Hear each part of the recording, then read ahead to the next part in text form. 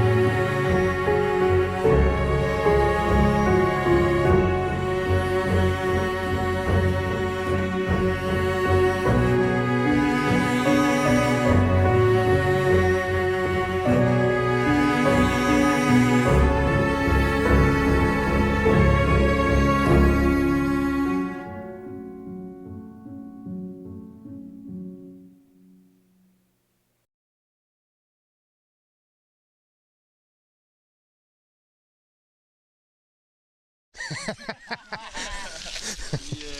Where are you going? I'm gonna go over the spine and I'm gonna fake you that corner. What are you doing, Crandall? Hanging out in a ditch like a normal grown-ass man. Riding kids' bikes.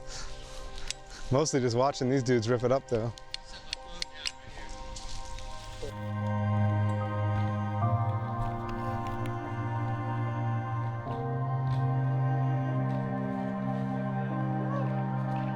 You know, I live within pretty modest means, but I feel like I'm pretty well off. I've got a lot of happiness in relationships with important people that are like, that mean a lot to me, and you know, experiences that have added up to like a lifetime of really cool shit. You know, been around the world. You know, like, you know, some dirt jumps in Natick, Massachusetts, to like, you know, working with the troops in the Horn of Africa and Djibouti. That's crazy.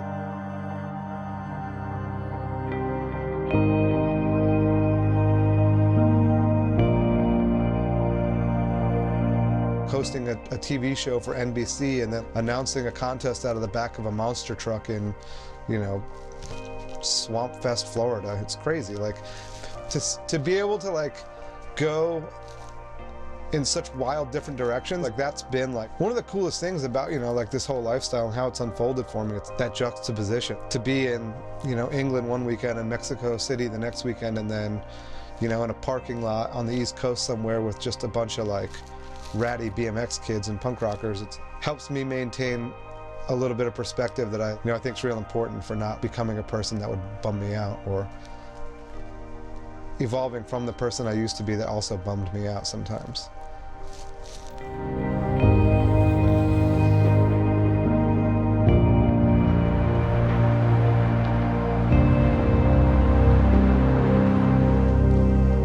Are you happy?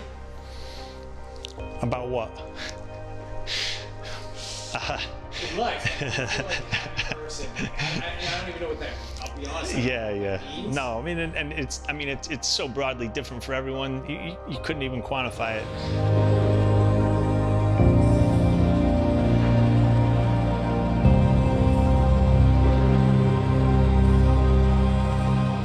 I mean, I don't necessarily consider myself just a by nature happy person, but I'm also certainly not a grumpy one. I'm just realistic and pragmatic, and I'm easily sustained on small drips of water. So anything bigger than that impresses me all the time, whether it be how someone treats me or how I see someone treat someone else, on the positive or negative side there.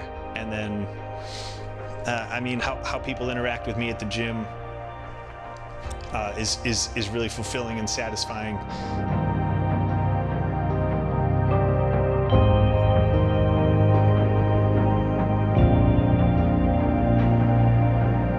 You know, this is a strange time. Also, I've been injured after some kind of surgery malfunctions, and that was a long period of time of being in a ton of pain and feeling the same mental struggles, and that was definitely not me happy. Because really everything was a negotiation and everything was uncomfortable, and so even the things that I used to take a lot of baseline enjoyment out of were utility, and I knew they still needed to happen, but they didn't bring me any enjoyment or satisfaction.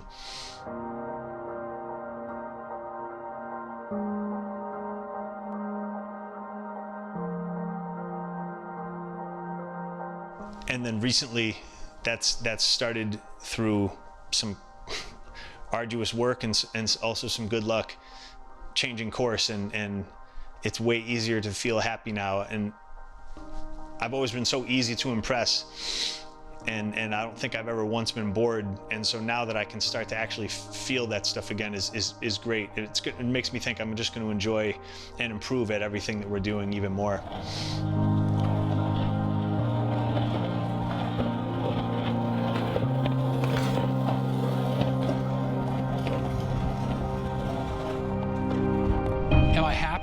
Like, yeah, I've always been kind of a glass half full person. I've never really been one that dwelled too much. You know, I think maybe when I was younger, maybe I had some issues with a little bit of depression, but I don't have time for it anymore. Like, there's always something for me to be doing. So, like, there's no boredom. There's no, you know, I never feel like I'm stuck. Like, I'm always just trying to continue building, and you know, I find a lot of joy in for many years just creating stuff.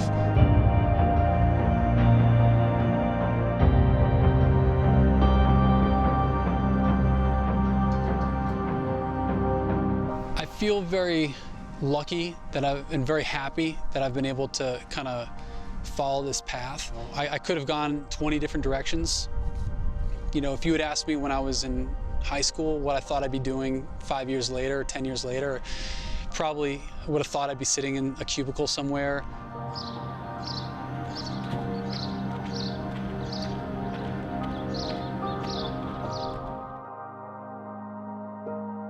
I've made a lot of sacrifices over the years to stay on this path, but it's been really fulfilling because, you know, I feel like even though, you know, I might not be realizing my full potential everywhere, like I feel like I'm able to continue creating, you know, based on what I want to do.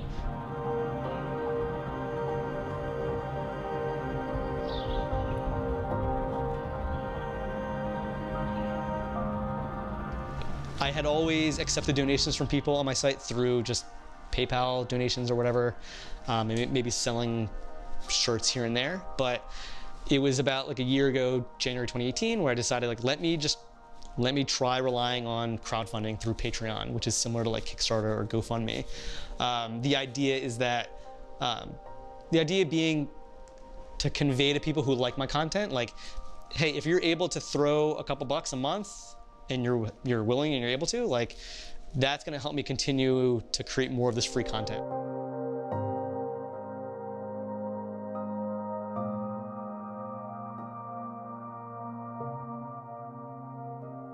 Since March of 2018, I've been just doing this thanks to support from viewers. Every 6 months I hear from a recruiter at Google or Facebook who wants me to interview with them, but for me, I am much happier doing this work than sitting at a desk for 8 hours. I mean, I'm still sitting at a desk 8 hours editing, but I'm building my own vision, and I'm not building out the corporate vision for some CEO who really has no interest in me as a person. They just see that I'm useful for as a technical resource. So for me, it's been like a liberating experience to actually take my hobby and focus my life on it, and not have to continue selling myself to some large organization in order to make this in order to make what I want to do actually possible.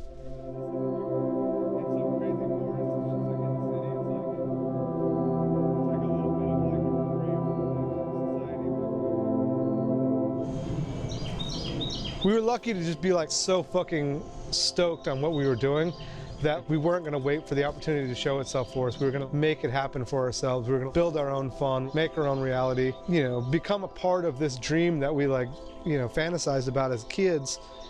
And we're gonna make our own fucking bike company. We're gonna make our own bikes and we're gonna make our own videos. It all started from making our own t-shirts, which was simply just a means of an ends to like have enough gas money to get the next spot, you know, the next event, the next thing, you know, the next gig basically. And it was as simple as that. There was no math or science or planning or any of that shit. So you can call it dumb luck if you want, but I call it, you know, just being stoked and like going for it.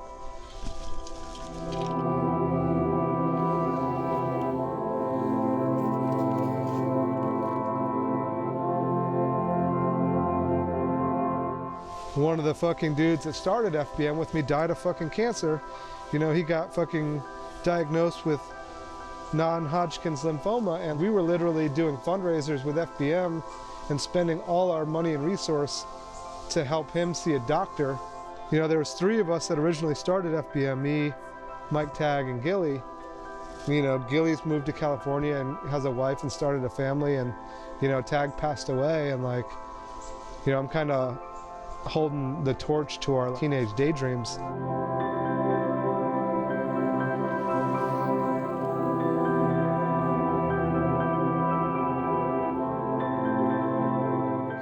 You know, we've gone all in with it, and it started out as a group of friends, and it's still a group of friends, but it's not the same exact players. But like, end of the day, how sustainable is this business model for the long term? Eventually, what I've spent the last 25, almost 26 years doing is going to be in my rear view mirror, and I'm going to have to adapt and figure out what comes next, because no matter how like romantic an idea FBM is, sustainability is a whole different thing. You know, like working so hard just to like cover the bills and make ends meet is a big difference than having a dream and sharing that with our community, and you know, being able to hire people that we're friends with to like work for the bike company, like create jobs and create a product that we're proud of, and commerce. It's completely separate of just the culture and the ideas and the community that we're also a part of and maybe helped shape, you know.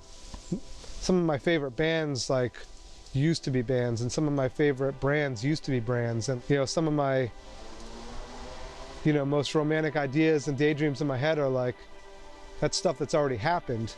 So eventually I'm gonna have to cross that bridge, you know, like nothing gold can stay, as they once said in that, what was that movie, The Outsiders?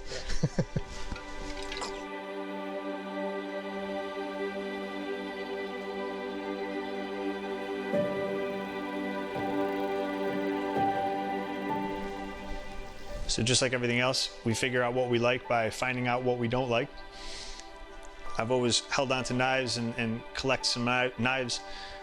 People say you got to use your tools, you got to use your stuff. I do, but sometimes you also end up with stuff that you just want to put down and display somewhere nicely until you need to use it. So that's what I got these trophy cases for. One of these knives was a gift from a great member of the gym.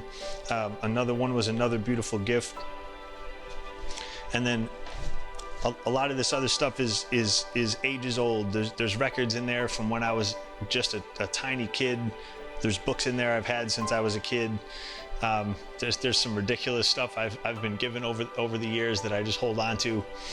And then everything else is kind of just either what I do for work or what I do for enjoyment, and it's really all just the same stuff.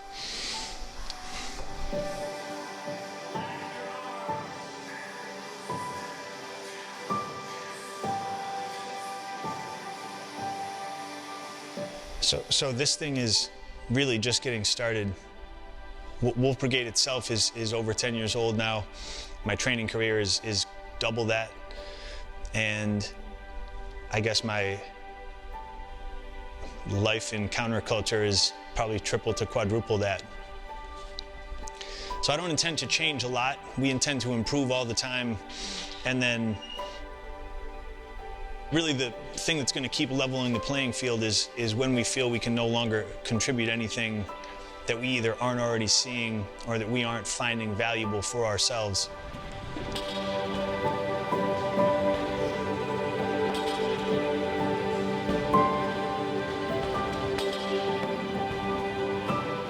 Same as our concept about what we post online. As soon as we are forced to offer disposable content, or another way of phrasing it would be, as soon as what we need to post and what we have to say is not non-disposable, then we've run our course, then we do something else. But with the way this is evolving and the way the people here are improving and the way the people around the world are now attaching to this thing, we're just getting started. So the next 5 years is just going to look like a way more serious and dialed version of the last 5 years.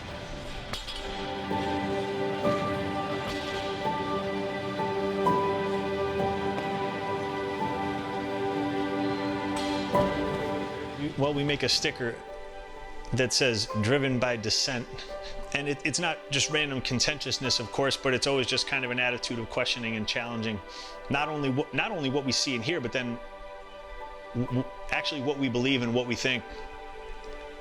And I think the reasons that I'm so critical of those things is because I have the opportunity to pass a lot of times my impressions onto others.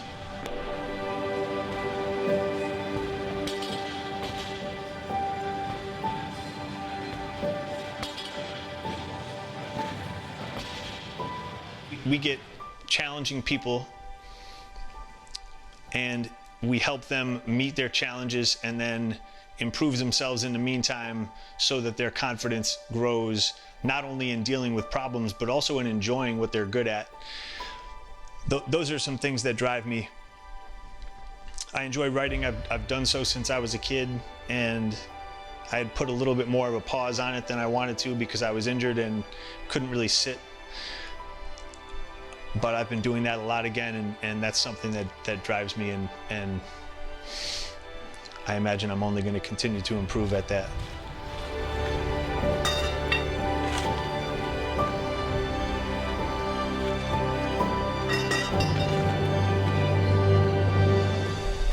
I feel like it's successful. I mean, we're helping people all over the world all the time, and the messages I get, and even sometimes the gifts I get and stuff from people I've never met, just based on a way that we phrased something or a way that we explained a movement or just a perspective we shared of someone that trains with us. It's incredible. I mean, if you can't glean success from that, then in the business that we're in, you're just in the wrong business.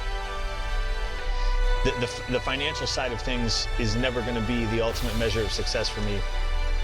Of course, the more we have, the more we can do, and the more I can help the people that I want to help. So that's a drive, but it's never the primary mover.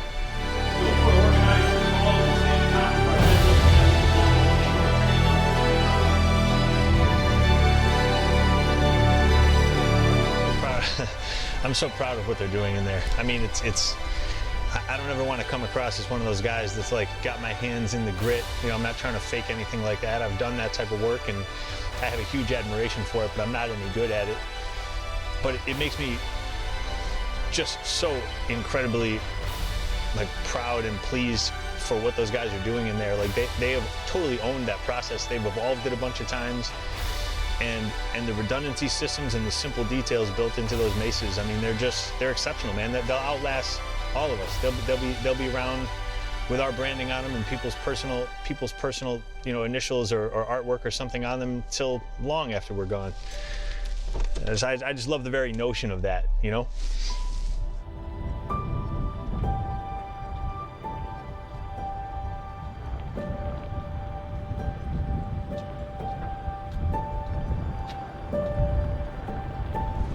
You know, now obviously a lot of my joy is wrapped up in watching my daughter grow and her realizing her potential. I mean, you know, just in the past few weeks, she learned how to ride a bike. And we've been trying for a while. I mean, since, you know, for the last year or two, you know, we'd go out there and give it a shot. And, you know, she was having trouble with it, but just 2 weeks ago it clicked. And it's absolutely amazing watching her grow and watching her you know, get things and run with them. I keep spending money on these boxes.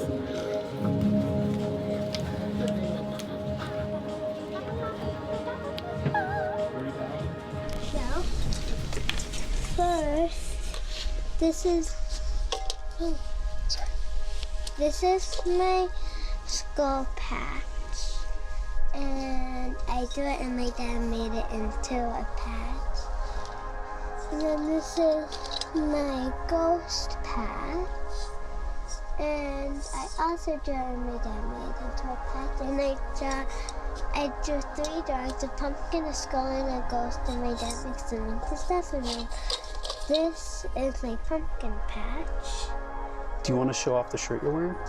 This shirt I made, and it's of the skull, and it's the same drawing as all of them, except it's different. It's got your name on it right there. Copyright Georgia Red. And then I have my business card right here. This is the first side.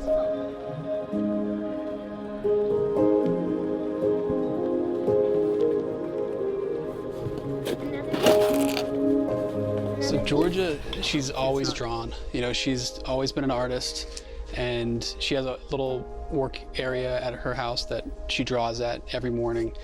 And it was before October. She was 6 years old, and she was drawing. And I said, you know, we should make some stuff out of your drawings. So she drew the skull, a ghost, and a pumpkin, just because, I mean, she's a kid growing up in Salem, and you know, that's what, you know, people here get excited about. And we made a t-shirt just to see, you know, if people would like it. And I remember when I got the first box of shirts, I mean, it was like 72 t-shirts, and I was like, I hope our friends and family step up and buy these, because I don't want to get stuck with the shirts. And we brought them out, I think it was like the last weekend of October a couple years ago, and blew through them, like sold all of them to tourists. And so we just kind of took the ball and ran with it.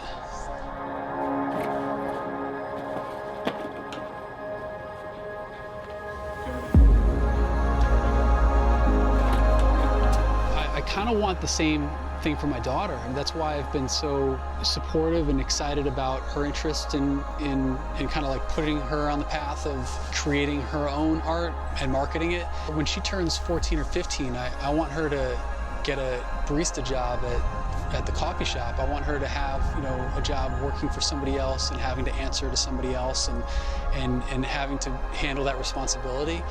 But at the same time, I want her from an early age to know that if she is creative, if she puts in the work and she markets herself and her own like artistic talents, that she'll be able to benefit from that way more than you know, any day job that she'll have. I mean, it's like, you know, my going outside of Fenway Park and realizing that I can make more money in a night than I did in a week. I want her to continue to develop her art, but also to know how to market it and make money from it, and, you know, kind of reinvest in herself.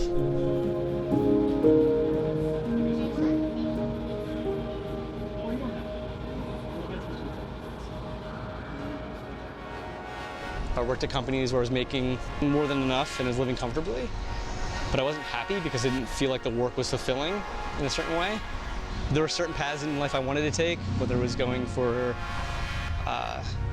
PhD or whatever it was, and at the time I regretted not going for it. But looking back in hindsight, I don't have any regrets. I feel like I've made the decisions I made, and I made some good decisions, I made many bad decisions, but ultimately they've led me to where I am. And there's certain things I wish I could go back and change and do differently, but ultimately I think I'm on the path that I need to be on, both in terms of my happiness and my growth to become a better person. And in that sense, I don't regret anything.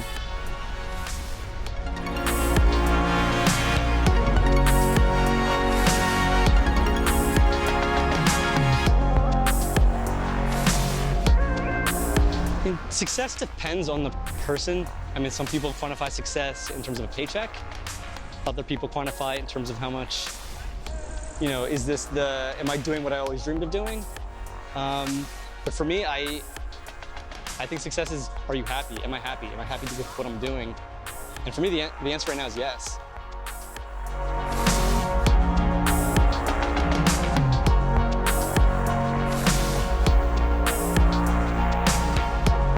Just got home and Kink sent us a couple bikes. I just ordered them like a day or two ago, and even though we're competitors, you know, in like a typical business sense, we're more like shared members of a community. So it's awesome that they're like willing to work with us with RadShare to like, you know, get some entry-level bikes for, you know, young people and you know, get people involved in something beyond just looking at their phones or what other wayward activities today's youth can become distracted by. And you know, bike riding's fun. Why wouldn't you want to share that with people?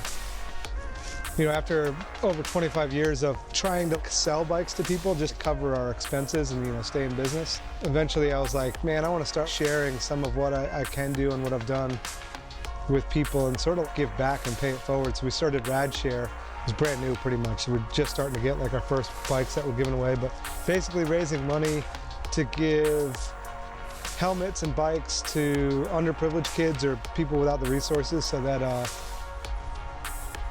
you know, they can learn a little bit about the world through BMX and having fun.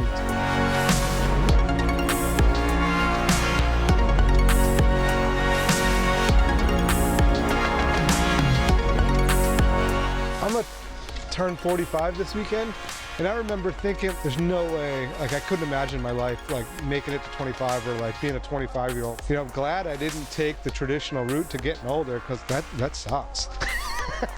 Getting old sucks, but if you get old like most people do, that sucks even worse. Like, I can't walk half the time and like back always hurts. On a lot of levels, I still get to do all the same shit I ever wanted to, you know, but like, you know, if I'd have taken a straight job way back when, you know, I'd be like, oh, I don't have time to ride, I don't have time to go travel, or, you know, it's too much of a pain in the ass to do this, that, or the other thing. But, you know, luckily I chose a different route, which, you know, enables all the things that I like initially set out to do. But it's the same thing. It's like I've kind of forced myself into it, you know, and it's like jump off a cliff. Can't just like dip your toe in the water if you jump off the cliff, you know. It's like you're all in.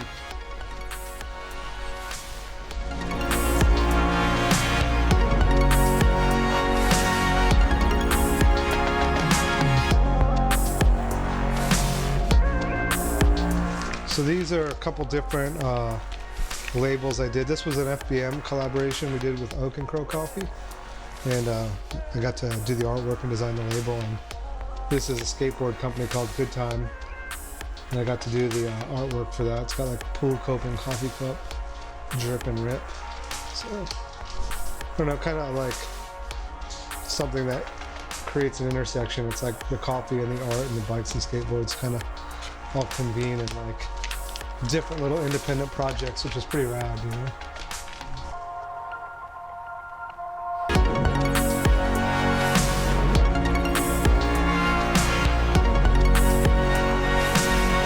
So the last few years have been kind of all over the map. I ended up with a character in Pumped BMX video game, which is like an iPhone game. I did a split book with Matt Copeland called Bound for Nowhere, and it was a collection of road trip stories that we both wrote. So I have a copy of it right here. It's like, here's Matt's side, and then here's my side, and then they read to the center.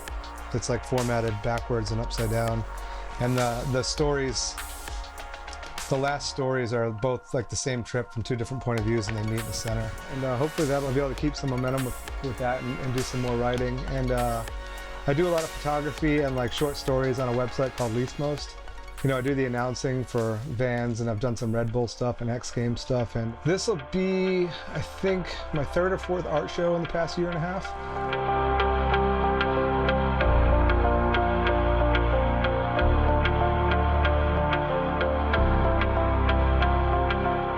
Shitty Garfield. There's no real reason for a shitty Garfield. Like he wasn't shitty enough as it is.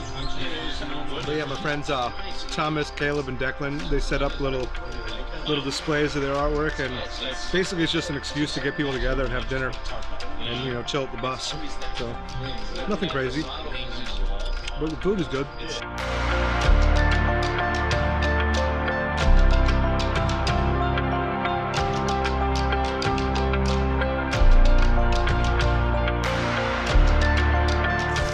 I feel real fortunate to have spent, most of my life doing, stuff I wanted to do, and I think I owe a great debt of gratitude to like the influences and the friends and the people in my community that gave me more reasons to try to do something than to not do something, and that's pretty crucial, A lot of people spend their time figuring out reasons why they can't do something, and that's one of the biggest traps that like I'm glad I was, able to avoid in a lot of ways. So.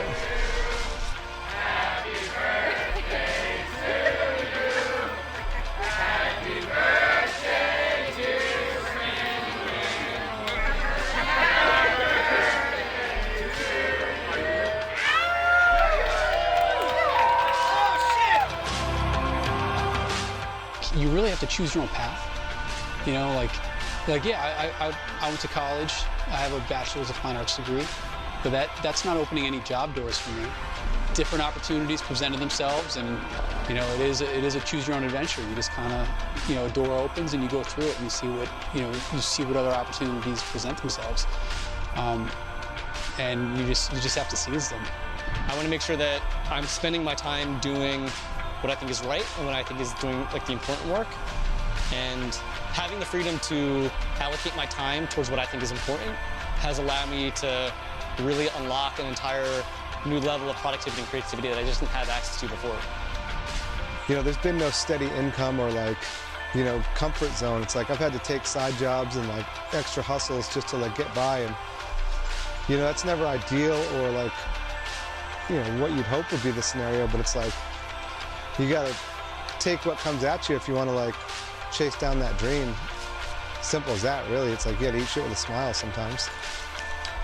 It's really just a matter of identifying what you want your life to look like, and then also identifying if your constitution actually suits that. Because the worst thing you can do is start trying to work towards a mission and realizing that you're not as passionate about that mission, or you're not durable enough to sustain that mission. Because then you're just kind of screwed on both levels. Because you cashed in the career opportunity and you've just sullied something that you loved since you were a kid. It's a double-edged sword, but I've never once said I wish I just went the simple path.